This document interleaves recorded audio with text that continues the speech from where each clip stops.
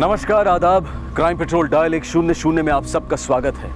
कोलकाता में युवा नेता तुलिका की हत्या करके फरार 12 साल के गौतम को पुलिस ने धर दबोचा था, लेकिन आश्चर्य की बात थी कि उसका साथी भूमा उसी इलाके में होने के बाद भी पुलिस की नजरों में आने से बच गया था। दूसरी तरफ कोलकाता से कई सौ किलोमीटर दूर बांकुरा जिले में बसे उनके गांव छातना में गांव वालों ने गौतम की मां मिताली को डायन करार देकर बंदी बना लिया था और रात बीतने के साथ आने वाली सुबह वो उसकी जिंदगी का फैसला करने वाले थे। गौतम ने तुलिका की जान क्यों ली थी?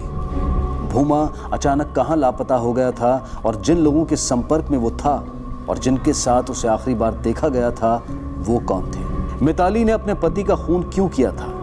क्या गौतम अपनी मां तक पहुंच पाएगा? क्या वो बचा पाएगा अपनी मां की जान? और सबसे बड़ा सवाल था कि कैसे सुलझाएगी कोलकाता पुलिस इस उलझे हुए केस को और कैसे पहुंचेगी वो इस केस के पीछे छुपे सच तक। ऐसे कई सवालों की एक लंबी लिस्ट है और आइए इन सभी सवालों के जवाब हम खोजते हैं आज इस केस के दूसरे और आखिरी भाग में।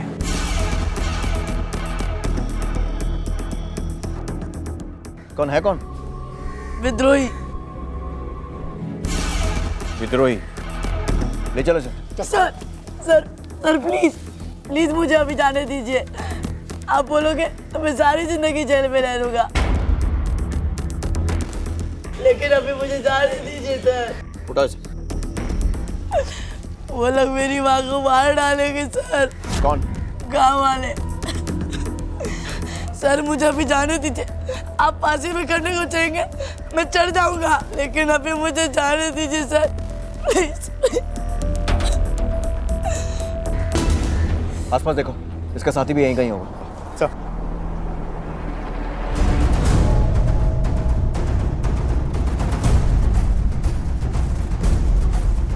Sir please. सर आसपास कोई नहीं है। कहाँ है तेरा साथी? मुझे नहीं पता, और अगर पता भी हो तो नहीं बताता। ना तो मुझे मार से डर लगता है और ना ही मरने से। अच्छा, तो फिर और किससे डर लगता है? अपनी माँ को खोने से सर। प्लीज मुझे छोड़ दीजिए, मेरी माँ की जान को खतरा है। पुलिस से मिलने के बाद ना सबको अपनी माँ ही याद आती है। सर मेरा यकीन कीजिए, मेरी माँ को वो लोग मार डालेंगे। सर जाने दीजिए प्लीज। गाड़ी में डालो। जाने दो, जाने दो। खुश जैसे मर्डर का मामला नहीं लगता है, बात कोई गहरी है। और ये बच्चा जो अपनी माँ के बारे में कह रहा है, ये सब क्या लगता है आपको सर? हो सकता है खुद को बचाने के लिए झूठ बोल रहा हूँ या फिर शायद सच भी हो, लेकिन इसकी बात को लाइटली नहीं है सर। मैं हेडक्वार्टर में कॉल करता हूँ। सर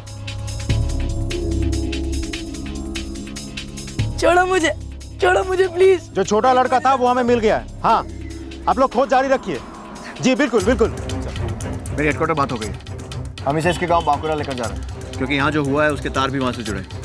तो उस बात की तफ्तीश भी हो जाएगी और ये अपनी माँ के बारे में सच बोल रहा है या नहीं, इस बात की तस्दीक भी। Let's go. Right sir.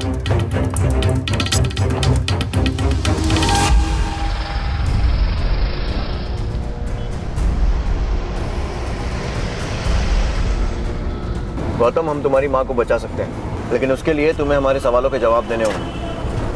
पहला सवाल, इस छोटी सी उम्र में तुम्हारे हाथ में पिस्तौल किसने और क्यों थमाई? और तुम पढ़ने लिखने की बजाय विद्रोही कैसे बन गए? ठीक है, गाड़ी घुमाओ और कलकत्ता वापस चलो।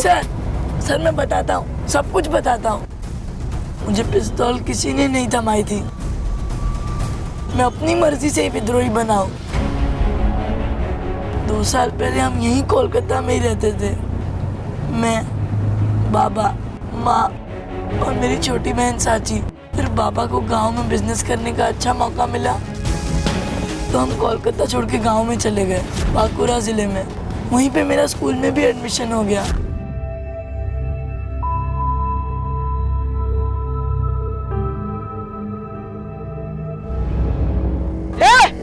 ये बेईमानी है। कोई बेईमानी नहीं है। नहीं, तूने बेईमानी की है। कुछ बेईमानी है। चल गेम स्टार्ट कर। ये बेईमानी तुझे पेनल्टी देनी होगी। पेनल्टी? पेनल्टी लेगा? चल हट। लूंगा पेनल्टी। नहीं बोला ना।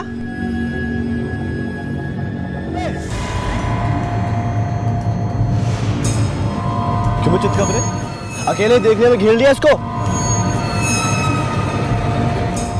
चल किक कर, बॉल ला इसको, बॉल दे।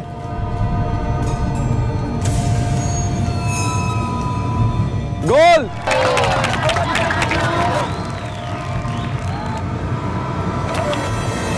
थैंक्स दादा, जो आपने मेरी मदद की।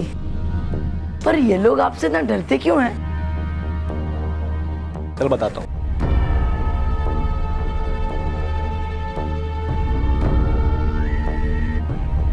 साला तुम लोगों का ना एक समस्या है। तुम सोचते हो कि शर्ट पैंट पहन ली, 4 किताबें पढ़ ली, इंग्लिश में गिट पिटा लिए तो इस समाज की बराबरी कर लोगे। लेकिन असल बात यह कि अगर तुम मर भी जाओ ना तो इस समाज की बराबरी नहीं कर पाओगे। मतलब सब एक जैसे तो हैं, इसमें अंतर क्या हुआ? अंतर है, तू उस जात से है जो धक्का भी खुद खाती है और फाउल भी उसी का होगा। तेरा बाप छोटी जात का तो तू भी तो छोटी जात का हुआ। ये है अंतर।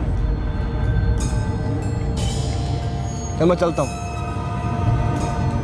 अगर हम पलटकर अपने देश के इतिहास पर नजर डालेंगे तो हम पाएंगे कि जाति प्रथा यानी कि जाति के आधार पर भेदभाव हमारी कमियों या बुराइयों में से वो मुख्य कमी या बुराई रही है जिसने हमें एक समाज, एक देश के रूप में वो नहीं बनने दिया जो शायद हम बन सकते थे। जाति भेद कई सौ सदियों से हमारे समाज में मौजूद है और यही इस गलत प्रथा को मानने वालों या फिर इसका समर्थन करने वालों का सबसे बड़ा तर्क होता है।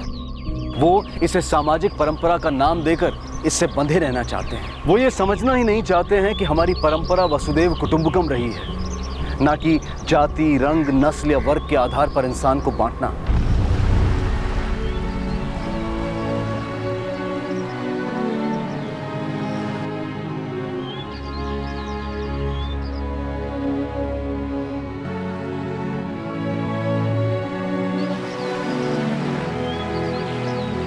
माँ, इंसान अपने जन्म से नहीं कर्मों से जाना जाता है ना माँ? आपने ही कहा था ना। तो फिर हाँ, न सब सच्चाई जानते हैं और ना ही समझते हैं। समाज को समझाने में और संभालने में वक्त तो लगता ही है। एकदम से कुछ नहीं बदलता है और ना ऐसा होने की उम्मीद करनी चाहिए। पर क्यों माँ? तो चल। हाँ,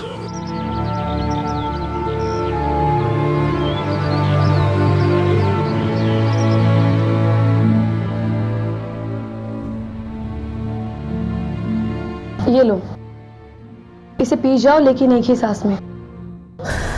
माँ ये तो बहुत गर्म है, मैं इसे नहीं पी सकता। क्यों? क्योंकि तुम्हें गर्म दूध पीने की आदत नहीं है। लेकिन अगर मैं फिर भी जिद करूं कि तुम इसे पी जाओ तो तुम अपना मुंह जला बैठोगे। लेकिन इसी दूध को अगर धीरे धीरे फूंक फूंक के पियोगे तो तुम इसे पी पाओगे। उसी तरह समाज को एक दिन में बदलने की कोशिश करोगे तो अपना हाथ और मुंह दोनों जला बैठोगे। समझे?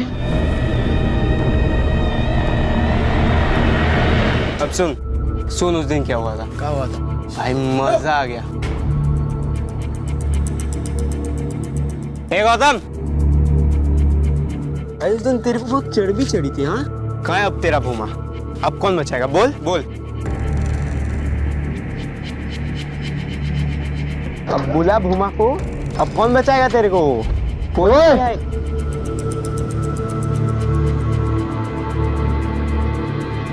ओए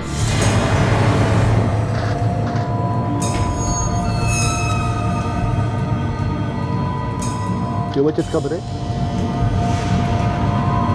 उस दिन बेटा कुछ नहीं बोला तो ज्यादा चर्बी चढ़ गई? नहीं दादा। फिर क्या? उनका मन जल्दी अब बोलो। कुकड़ुक्कू कुकड़ुक्कू और तेज कुकड़ुक्कू और जोर से कुकड़ुक्कू। और साला अगर इसके आसपास दोबारा दिख गए तो तंदूर में डालकर तंदूरी बनाऊंगा सबकी मैं। चल कुकड़ुक्कू बोलो। कुकड़ुक्कू जोर से कुकड़ुक्कू और जोर से कुकड़ुक्कू बोलते रहो। ये लोग आपसे इतना डरते क्यों हैं? इस कपड़े से? और जो इससे ना डरे ना उसके लिए ये गन। ये किसने दी?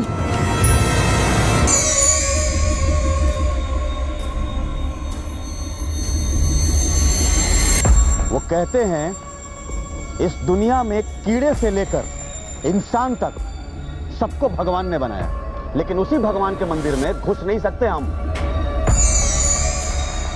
वो कहते हैं कि हमारी जाति छोटी है और हमारा खून गंदा है, इसलिए हम उनकी बराबरी नहीं कर सकते। तर्क भी उन्हीं लोगों की सुनी जाती है जिनके पास ताकत होती है, और आज के दुनिया में जो सबसे बड़ी ताकत है वो ताकत है बंदूक की ताकत।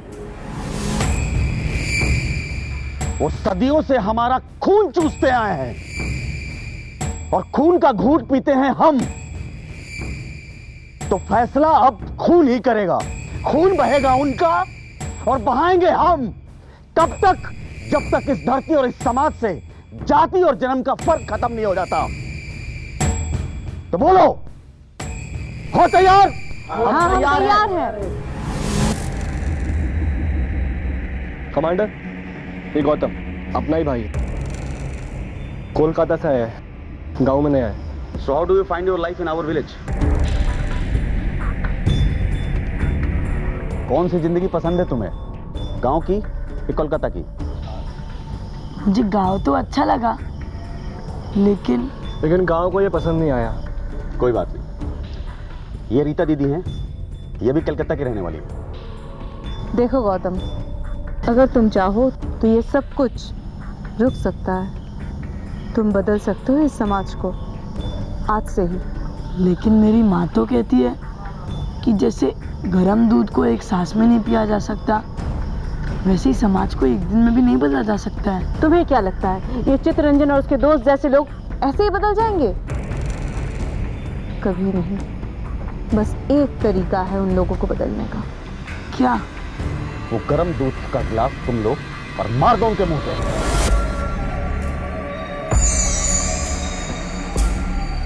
क्या आप जानते हैं कि 21वीं सदी का सबसे खतरनाक हथियार कौन सा है?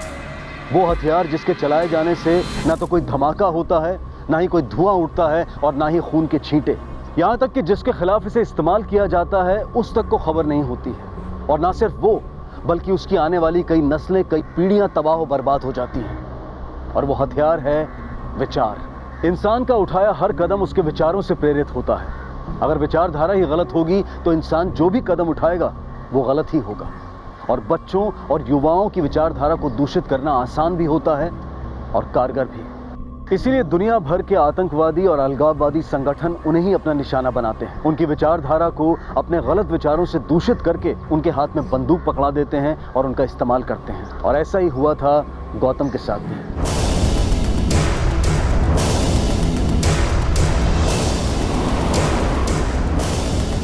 अभी अभी बाराती निकले, गांव की तरफ जा रहा है। ठीक है, तेरा दोस्त पुलिस लेके गांव गया है, किस लिए गया है मुझे नहीं पता।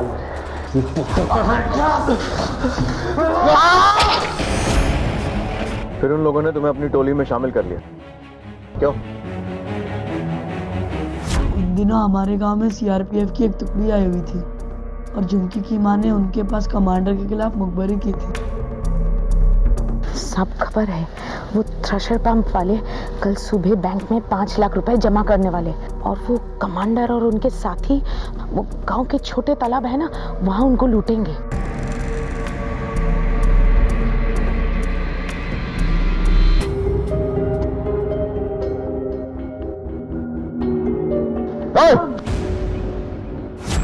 गिन लिया? मुझे दे। Hands up.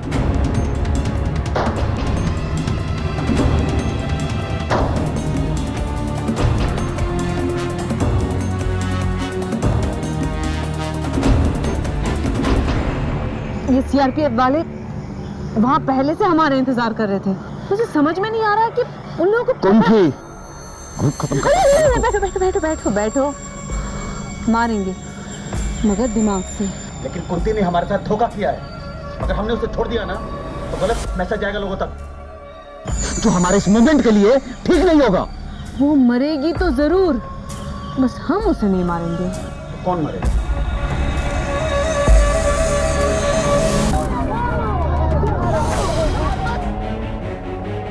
एक बात बताओ, पहली बार पिस्तौल किस उम्र में चलाई थी? जब उसने मेरी माँ को छेड़ा था। अरे पता है, अरे मिल जाए तो मजा आ जाएगा। ए रुक देख, ओ मैडम, कभी हमें भी तो पढ़ा लिया करो। या तो हम आपके घर आ जाएंगे या आप हमारे घर, फिर साथ में पढ़ेंगे। इलू इलू इलू इलू इलू इलू इलू इलू इलू। अच्छा हो गया।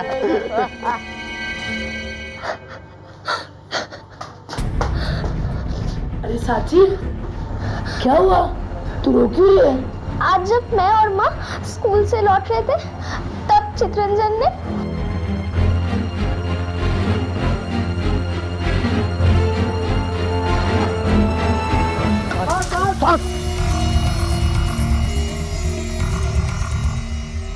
आज फिर से पकड़ लिया? नहीं, आज मैंने पकड़ा था उन्हें। क्यों? अगली बार जब भी किसी को मारना हो तो पहले ये पहनना, अगर तू किसी को मारेगा भी तो सामने वाला तुझ पर हाथ नहीं उठाएगा। याद से। ये लाल गमछा प्रतीक है हमारे क्रांति का, लेकिन सिर्फ लाल गमछा और झंडा उठाने से क्रांति नहीं मिलती, उसके लिए हथियार उठाना होता है।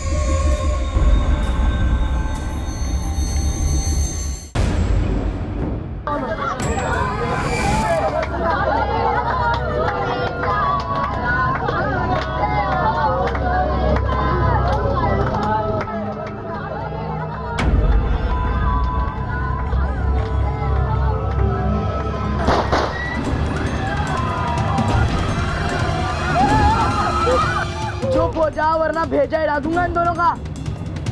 जिसके पास जो सामान है हाथ में लो, जो भी हाथ में है, फोन, मोबाइल, बटुआ, सब। चल जल्दी जल्दी जल्दी उतारो।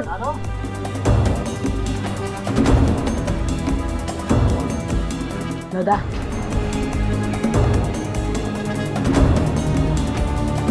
चल चल।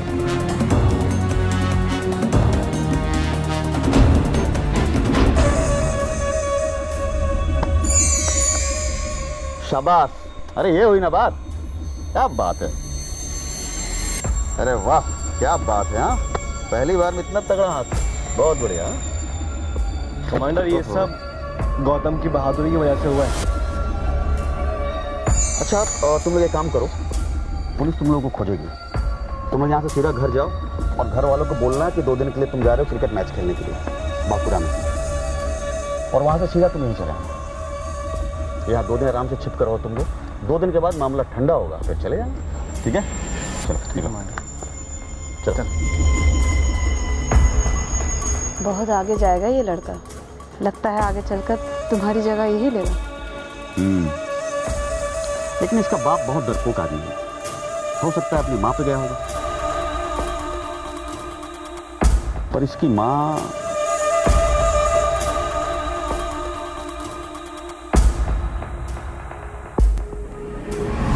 कमांडर के मुंह से अपनी तारीफ सुनकर गौतम की खुशी का ठिकाना नहीं रहा था।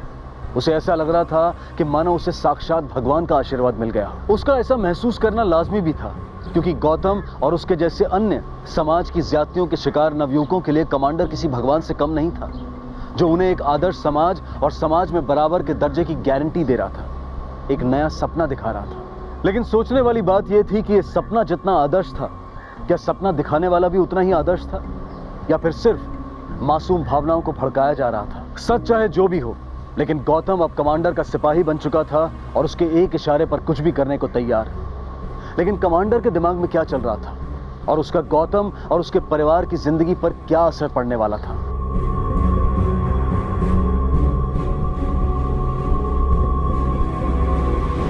आइए कमांडर साहब, आज हमारी पहली मुलाकात है।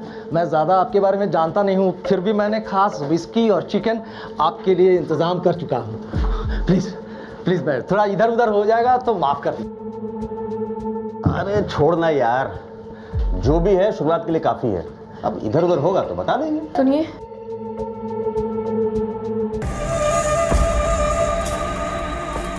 जरा इधर आइए।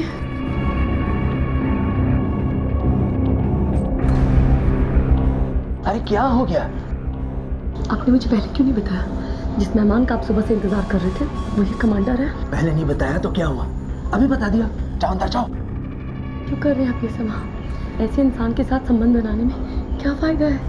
इससे मेरी बिजनेस बढ़ेगा, गांव के लोग मुझसे डरेंगे।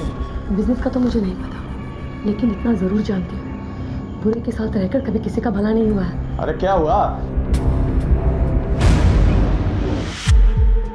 आप लोग हमारे बारे में बात कर रहे थे क्या? नहीं नहीं नहीं, आपके बारे में बातें नहीं हो रही थी। कुछ लेंगे आप? हाँ। क्या? तेरी बीवी।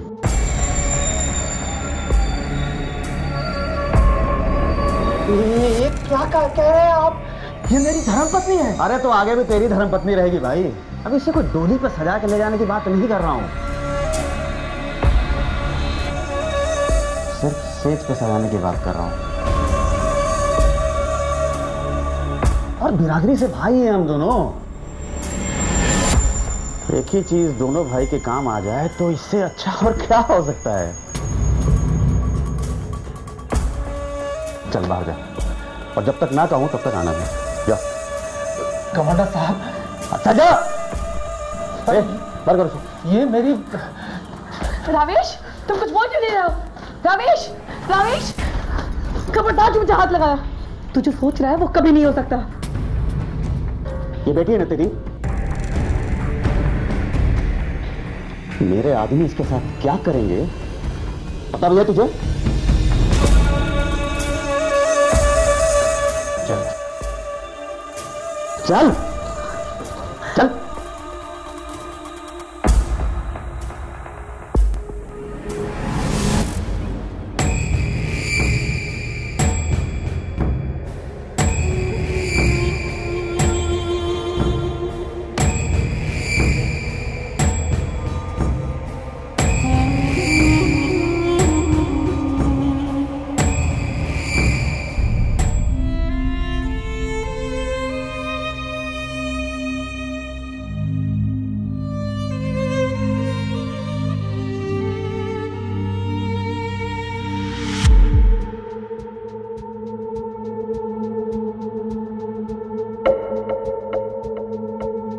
ये 3 रातें जो तेरे साथ बिताया ना, तब समझ में आया कि तेरे बेटे में इतनी गर्मी आई कहां से।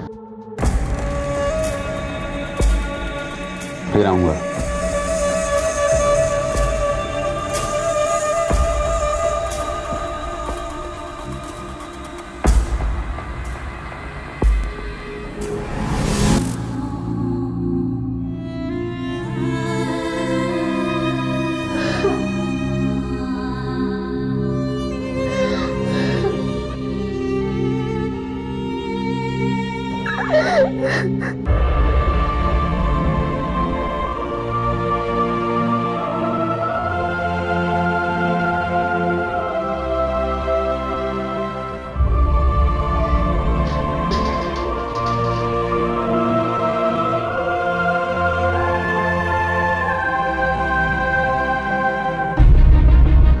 हम यहाँ से जा रहे हैं, अभी नहीं रहना हम यहाँ पे। किसने कहा तुमसे?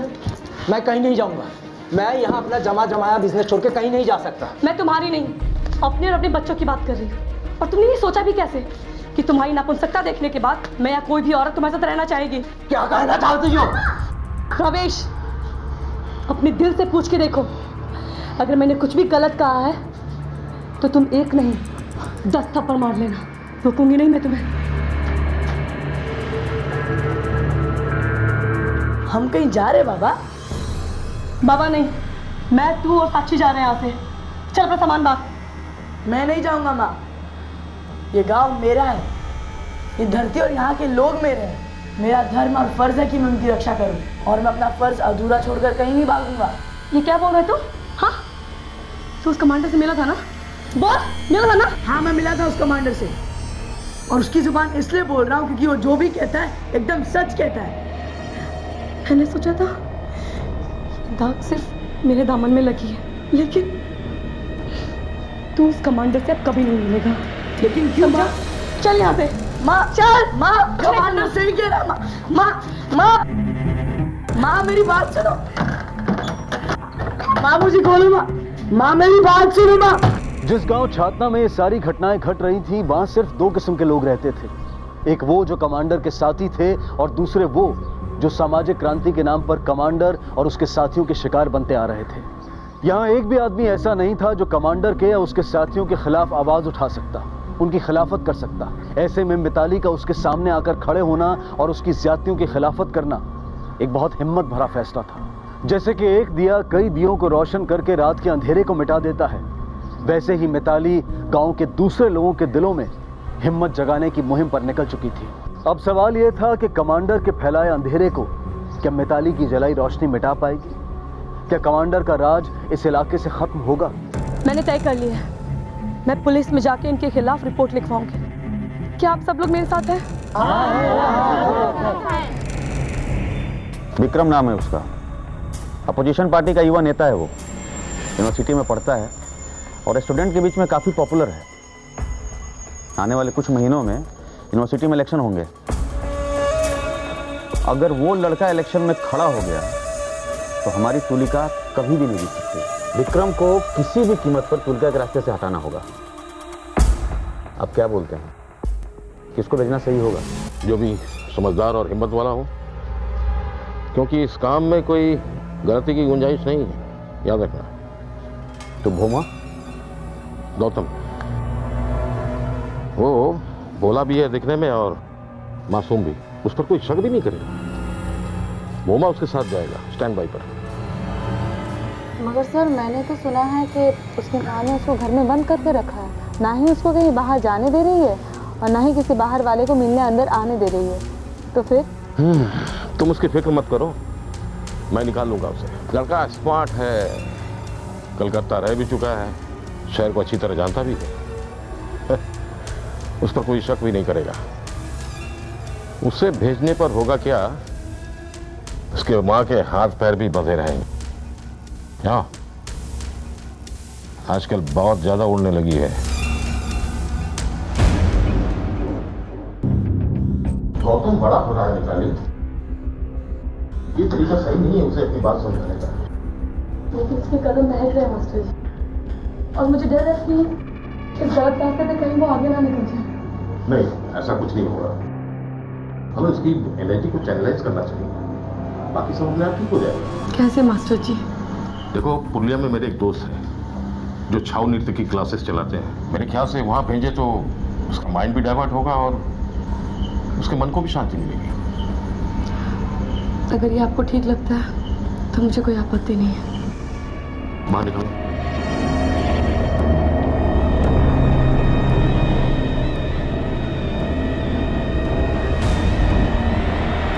माँ, अपना ख्याल रखो। तुम भी। और जब मैं वापस आऊंगा ना तो तेरे लिए कुछ ऐसा लेकर आऊंगा जिसको देखकर तू बहुत खुश हो जाएगी। सच्ची? पर तुम ऐसे अचानक क्यों जा रहे हो, वो भी अकेले? अकेले कहाँ जा रहा हूँ? मेरे साथ गौतम भी तो जा रहा है। गौतम? हाँ। पर वो तो पुरुलिया जा रहा है ना नाच सीखने। कौन बोला? सीमा ने बोला। वो मेरे साथ जा रहा है, कमांडर हम दोनों को भेज रहे हैं, किसी का काम तमाम करना। क्या? ये क्या कह रही तू झुमके? हाँ दीदी, मुझे भोमा ने खुद बताया, वो अभी बस निकलने ही वाले हैं। तू साची के पास बैठ, मैं अभी आती हूँ।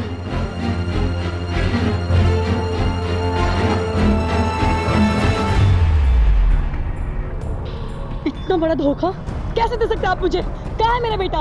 मैं सच जान चुकी हूँ, चुपचाप बता मेरा बेटा कहाँ है, नहीं तो। जब जान चुकी है तो फिर पूछ क्यों रही हो? वो तो गया, बहुत दूर निकल गया, अब तुम्हारे हाथ नहीं आने वाला है। तू भी उन नस्ल के साथ मिला हुआ है? हाँ, नहीं छोड़ूंगी मैं तुझे। बताओ मेरा बेटा कहाँ है? अरे ये तो बुकी शेरनी हो गई है। छोड़ूंगी नहीं तुझे मैं। दीदी, दीदी, दीदी, दीदी, दीदी, दीदी, वो लोग साची को लेके गए। कौन? वो कमांडर। तुझे उसका डर पता है? वो पुराने वाले खंडर में दीदी चल।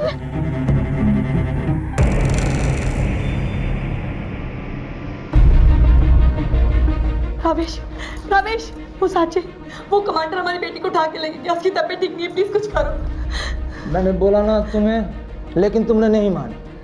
अब भुगतो। रावेश,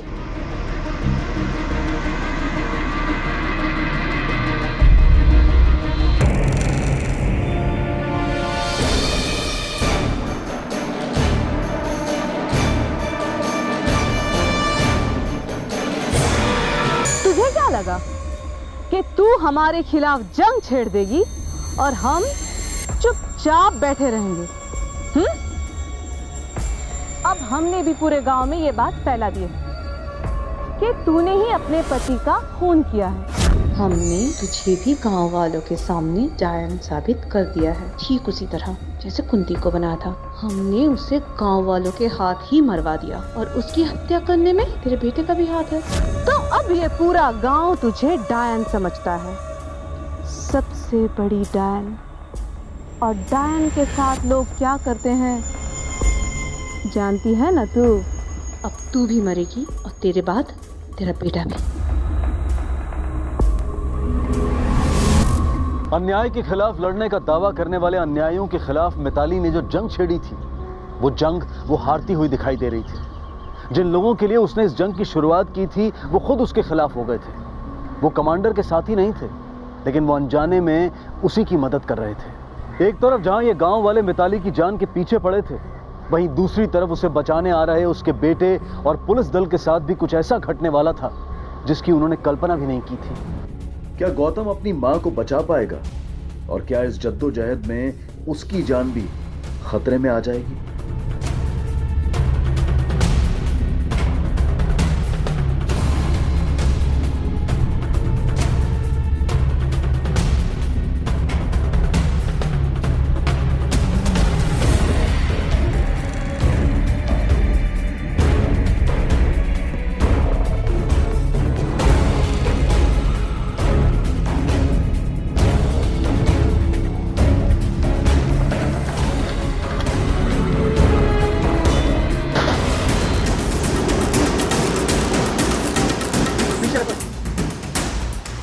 क्या हुआ सर?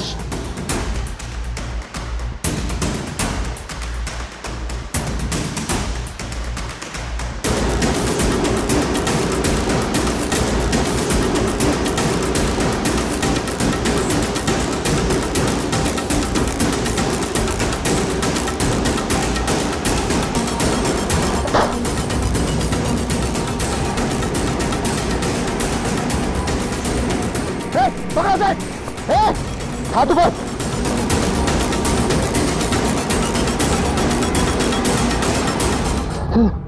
भूमा कहाँ है?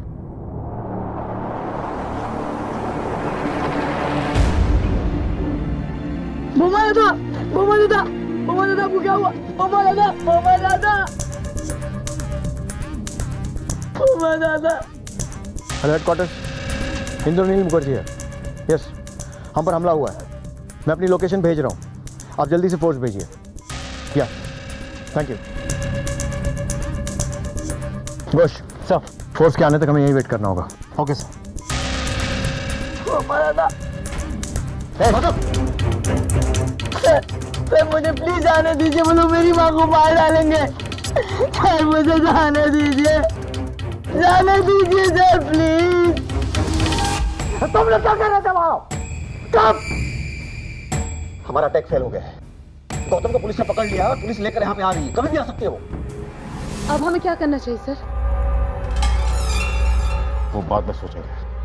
पहले इस औरत को मार डालना बहुत जरूरी हो गया हमारे लिए, वरना अगर ये पुलिस को जिंदा मिल गई, सारे के सारे मारे जाएंगे, कुछ नहीं बचेगा। मार डालो इसे। अरे लेकिन गांव वाले सारे काम पे गए हुए हैं, वो शाम को लौट के आए। अरे चुप! अरे उनके फैसले के बिना कैसे हो सकता है? उनके फैसले और जाहिर के बाद फैसला करेंगे। तो फैसला करने के लिए नहीं, फैसला हमारा सुनने के लिए है, और हमने फैसला कर लिया है। चला दो इसे।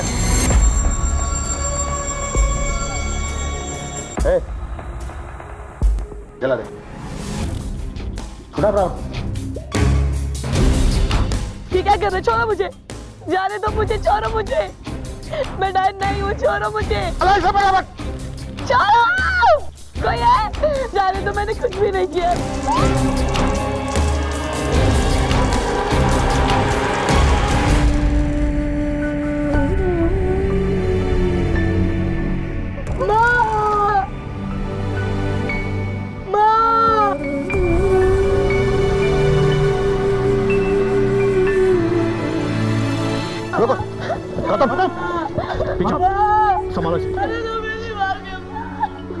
उन लोगों ने मेरी माँ को भी ऐसे ही मार डाला था, डायन बताकर। तेरी माँ को भी।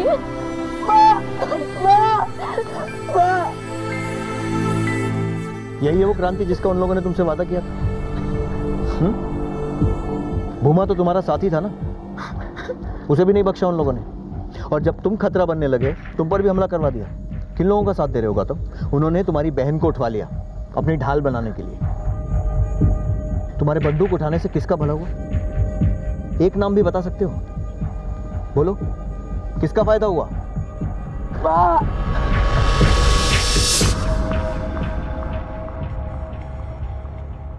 सर, मैं आपको सब कुछ बताऊंगा। मैं जानता हूँ वो लोग कहाँ गए होंगे। घोष, सर, हमें उन लोगों पर अभी अटैक करना होगा, नहीं तो वो लोग स्टेट बॉर्डर क्रॉस कर जाएंगे। लेट्स गो, संभालो सर। माँ, माँ, माँ, माँ, माँ।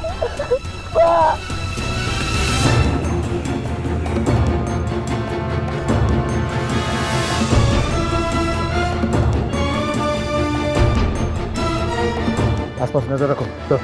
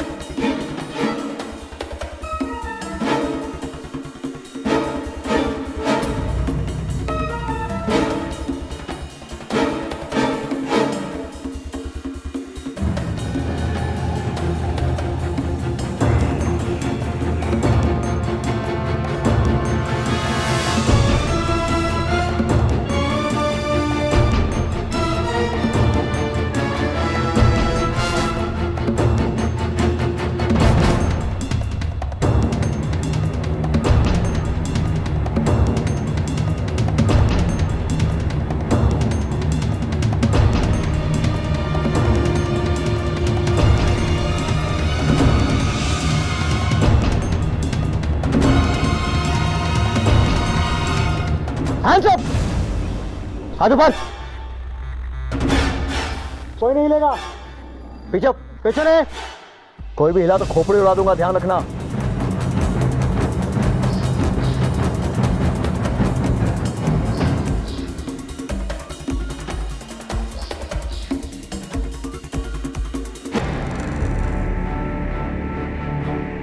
तो आदमियों को पीछे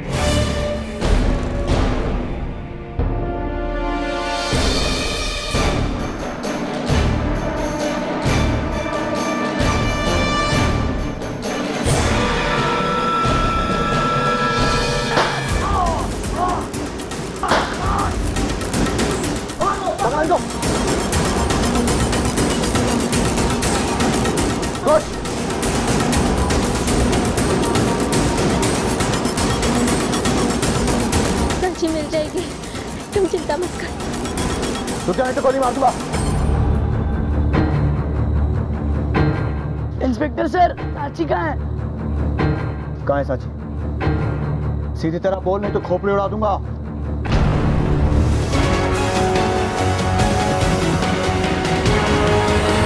गौतम, अब तुम्हें कोलकाता ले जाकर कोर्ट में पेश करना होगा, लेकिन एक सवाल का जवाब दो। तुम तो विक्रम को मारने गए थे, फिर तुलिका को क्यों मारा? सर, तुलिका भी इन लोगों की तरह झूठी थी। मुझे और बोमा दादा को उसकी असलियत पता चल गई थी।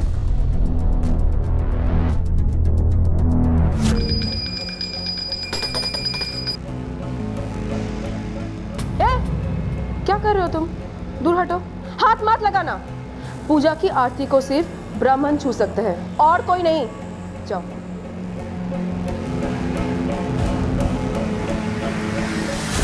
कुछ नहीं बदला सर, लेकिन मेरा सब कुछ बर्बाद हो गया, सब कुछ बर्बाद हो गया मेरा। चाची